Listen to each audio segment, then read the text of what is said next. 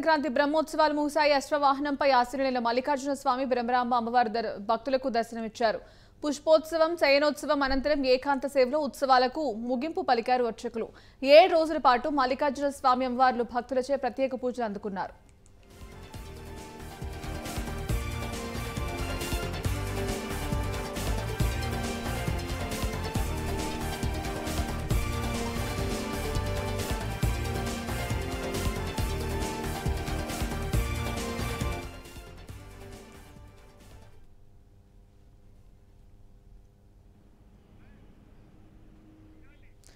తూర్పు గోదావరి జిల్లా రాజమండ్రిలో గన్ కలకలం రేపుతోంది. తుపాకీ చూపించి దందాలు చేద్దామని భావించిన వ్యక్తి పోలీసులకు అడ్డంగా దొరికిపోయాడు.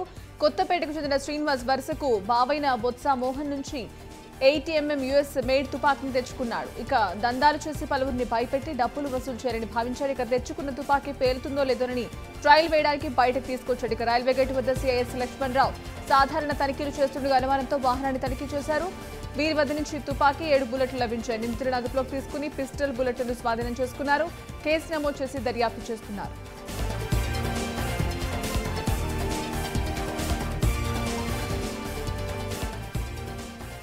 శ్రీకాకుళం జిల్లా పలాసలోని రాజంపట్నంలో చౌదరి బార్ అండ్ రెస్టారెంట్ నిర్వాహకులు అత్యుత్సాహం ప్రదర్శించారు. తెల్లవారుజామునే కోడి కూడా కుయ్యకు ముందే బార్ ఓపెన్ చేశారు. బార్ ఓపెన్ చేయడంతో మందుబావులకు బార్కు క్యూ కట్టారు.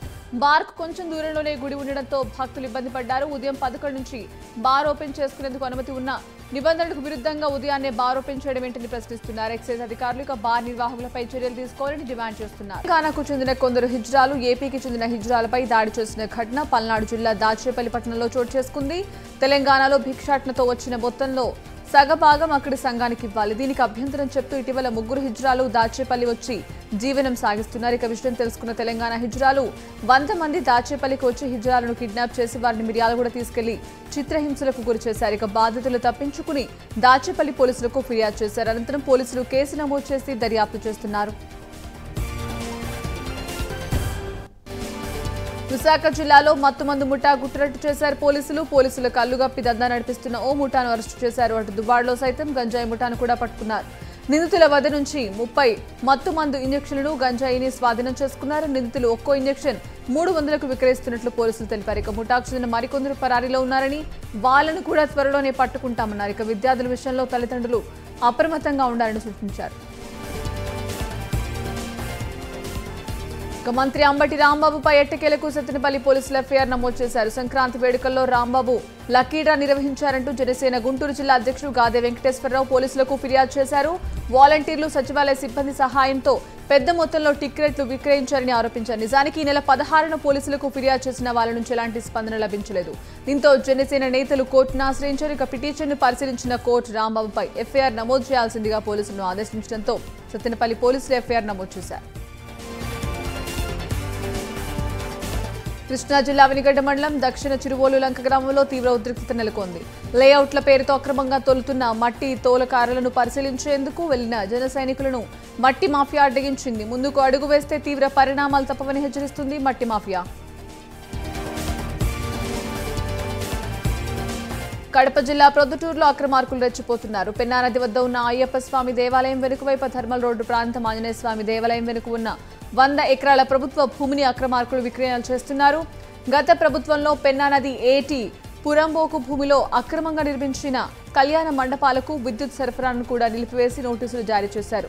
అయితే దానిపై ఇప్పటివరకు చర్యలు తీసుకోలేదని స్థానికులు ఆగ్రహం వ్యక్తం చేస్తున్నారు. తక్షణమే వీరిపై కఠిన చర్యలు తీసుకోవాలని డిమాండ్ చేస్తున్నారు.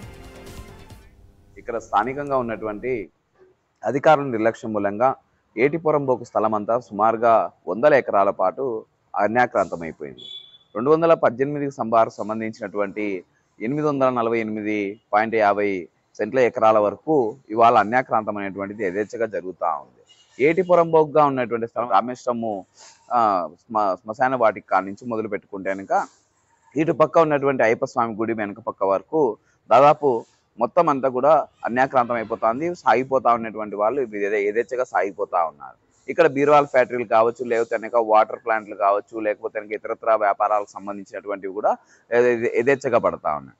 ఎప్పటికప్పుడు రెవెన్యూ అధికారులకు కానీ లేదా ఎంపీడీఓ వాళ్ళకి కానీ సమాచారం ఇస్తా వాటిని అన్యాక్రాంతం కాకుండా కాపాడండి ఆ భూములను అని చెప్పి ఒకవైపు చెప్తా ఉన్నప్పటికీ కూడా సిపిఐ కావచ్చు, లేదా ప్రజా సంఘాలు కావచ్చు, మీడియా కావచ్చు, అధికారులు ఎటువంటి చలనం లేకుండా పోయింది. అసలు ప్రొద్దుటూరుకు సంబంధించినటువంటి ఇన్ఛార్జిగా ఉన్నటువంటి జాయింట్ కలెక్టర్ కూడా, సబ్ కలెక్టర్ కూడా ఆ మేరకు చర్యలు తీసుకోకపోవడం మూలంగా యథేచ్ఛగా భూమాఫియా అనేటువంటి జరిగిపోతా ఉంది. మొన్న 4 నెలల క్రితం వచ్చినటువంటి వరదలు వీటన్నిటి కూడా ఉన్న ఫలంగా అక్కడ ఉన్నటువంటి జనాలందరినీ తాత్కాలిక ప్రాతిపదికన తరలించారే తప్ప. కడప జిల్లా వేంపల్లిలో ఇటీవల వరుసగా వాహనాలకు గుర్తు తెలియని వ్యక్తులు నిప్పు పెడుతున్నారు. దీంతో వాహనాలను ఆరుబయట పెట్టిన ప్రజానికం హడలిపోతున్నారు. 3 రోజులుగా తెల్లవారుజామున ఒకే సమయంలో వాహనాలు కాలిపోతున్నాయి. మొన్న గాంధీ రోడ్లోని స్కూటీని పెట్రోల్ వేసి కాల్చివేయగా నిన్న అదే వీధిలోని కారుకు నిప్పు పెట్టారు. అదేవిధంగా నేడు వెంపల్లిలో మేధా వీధిలో ఒక 2 బైక్లకు నిప్పులు పెట్టి కాల్చివేశారు. దీనిపై వెంటనే పోలీసులు చర్యలు తీసుకోవాలని ప్రజలు కోరుకుంటున్నారు. పశ్చిమ గోదావరి జిల్లా నరసాపురంలో జరుగుతున్న 28వ జాతీయ స్థాయి కబడ్డీ పోటీలు నేటితో ముగిశాయి. హోరాహోరీగా జరిగిన ఫైనల్ మ్యాచ్లో పురుషుల విభాగంలో వెస్ట్ బెంగాల్ జట్టు మొదటి స్థానంలో నిలవగా స్త్రీల విభాగంలో హర్యానా జట్టు నిలిచింది.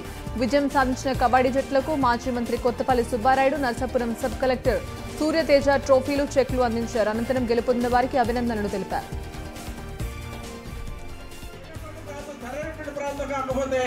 వాళ్ళకి వేరే ఇబ్బందులు వచ్చేటువంటి అవకాశాలు ఉంటాయి. కానీ ఇక్కడికి రావడం మూలంగా మరి మనం చూసాం 5 రోజుల్లో భార్య బిడ్డలతో, చిన్నపిల్లలతో, కుటుంబాల సమేతంగా ఉదయం నుంచి సాయంత్రం వరకు కూడా ఏ విధంగా మన ప్రాంతం వచ్చినటువంటి వాళ్ళందరూ కూడా ఎంజాయ్ చేశారు అన్నది మనందరూ కూడా ఆలోచన చేద్దాం. ఇందాక సబ్ కలెక్టర్ గారు మాట్లాడుతూ గేమ్ చూస్తూ నిజంగా సంక్రాంతి ఆ 3 రోజులు వెళ్ళిపోయినా కానీ ఇక్కడ మన ఈ ప్రాంతంలో సంక్రాంతి ఇంకా అలాగే కొనసాగుతుంది. ఇంత ఉత్సాహం, ఇంత ఉత్తేజం ప్రజానికలు ఉంది. విజయవాడ అంతర్జాతీయ విమానాశ్రయంలో సమాజ్వాద్ పార్టీ అధినేత అఖిలేష్ యాదవ్ ను ఏపీ యాదవ సంఘం నాయకులు కలిశారు.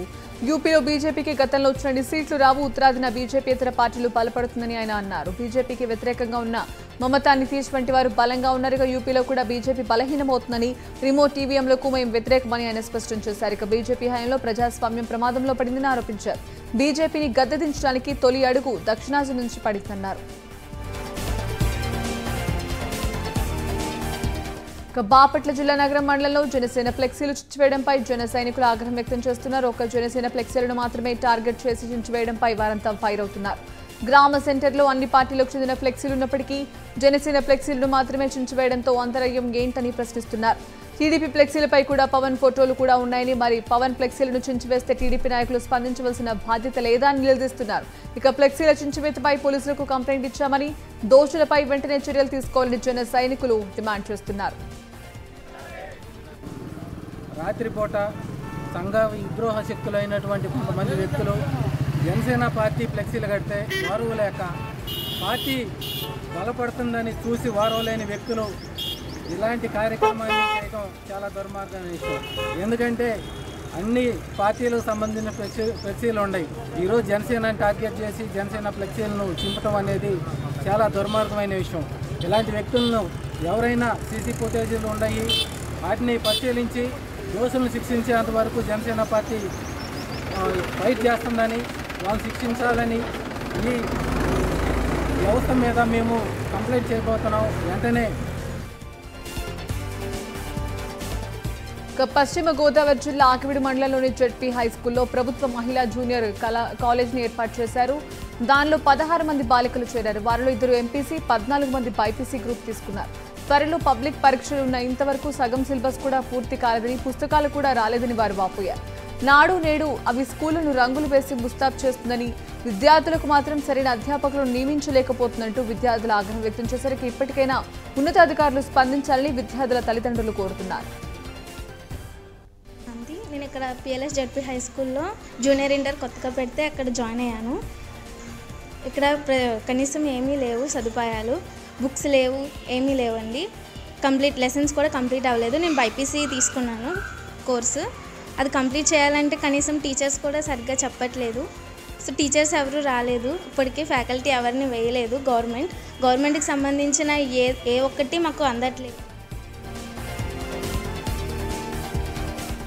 కానకాపల్లి జిల్లా దేవరపల్లి మండలంలోని దేవాదాయ శాఖ భూమిని దేవాదాయ శాఖ అసిస్టెంట్ కమిషనర్ లక్ష్మీ నాగేష్ పరిశీలించారు. మారేపల్లి రెవెన్యూ సర్వే నెంబర్ 115లో 23.15 ఎకరాల దేవాదాయ భూమిపై ఎవరికీ ఎటువంటి అధికారం లేదని ఆయన తేల్చి చెప్పారు. త్వరలోనే ప్రైవేటు వ్యక్తుల చేతిలో ఉన్న భూమిని స్వాధీనం చేసుకుంటామని ఆయన స్పష్టం చేశారు. శ్రీకాకుళం జిల్లా మెలియాపుట్టి మండలంలోని దొంగలు బీభత్సం సృష్టించారు. పోలూరులోని గ్రామంలోని ఓ ఇంట్లో 4 గుర్తు తెలియని వ్యక్తులు చొరబడి 6 తులాల బంగారంతో పాటు 5,000 నగదును అపహరించుకుపోయారు. తుపాకీతో పాటు కత్తి చూపి బెదిరింపులకు పాల్పడ్డారని బాధితులు తెలిపారు. ఘటనా స్థలానికి చేరుకున్న పోలీసులు కేసు నమోదు చేసి విచారణ చేపట్టారు. నంద్యాల జిల్లా డోన్లోని కోర్టులో హాల్లో ఓ కొండముచ్చు హల్చల్ చేసింది. కోర్టులో జరుగుతున్న సమయంలో ఓ కొండముచ్చు అకస్మాత్తుగా హాల్లోకి ప్రవేశించి జడ్జి ఎదురుగా కూర్చుంది. అంతేకాకుండా అక్కడ ఉన్న న్యాయవాదులపై దాడి చేసేందుకు యత్నించింది. దీంతో లాయర్లు భయాందోళనకు గురయ్యారు. అయితే కొద్దిసేపటికి బయటకు వచ్చిన కొండముచ్చు కోర్టు పనులపై స్టే వచ్చిన వాడిపై కూడా దాడి చేసింది. వెంటనే న్యాయవాదులు కొంతమంది పోలీసులకు, అటవీ శాఖ అధికారులకు సమాచారం ఇచ్చారు.